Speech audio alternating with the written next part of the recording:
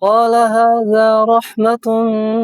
من ربي فإذا جاء وعد ربي جعله دكا وكان وعد ربي حقا وتركنا بعضهم يومئذ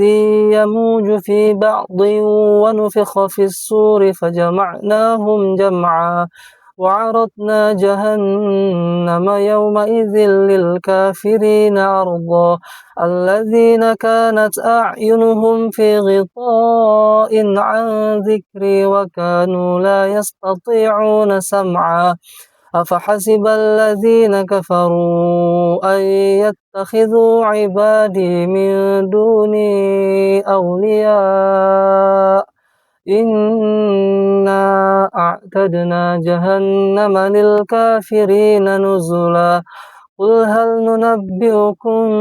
بالأخسرين أعمالا الذين ضل سعيهم في الحياة الدنيا وهم يحسبون أنهم يحسنون صنعا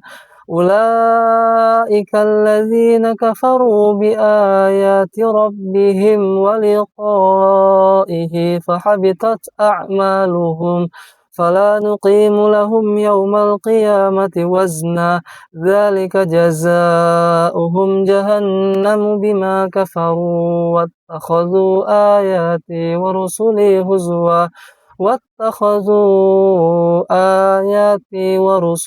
هزوا إن الذين آمنوا وعملوا الصالحات كانت لهم جنات الفردوس نزلا خالدين فيها لا يبغون عنها حولا قل لو كان البحر مدادا لكلمات ربي لنفد البحر قبل أن تنفد كلمات ربي ولو جئنا بمثله مددا قل إنما أنا بشر مثلكم يوحى إلي أنما إلهكم إله واحد فمن كان يرجو لقاء ربه فليعمل عملا صالحا ولا يشرك بعبادة ربه أحدا.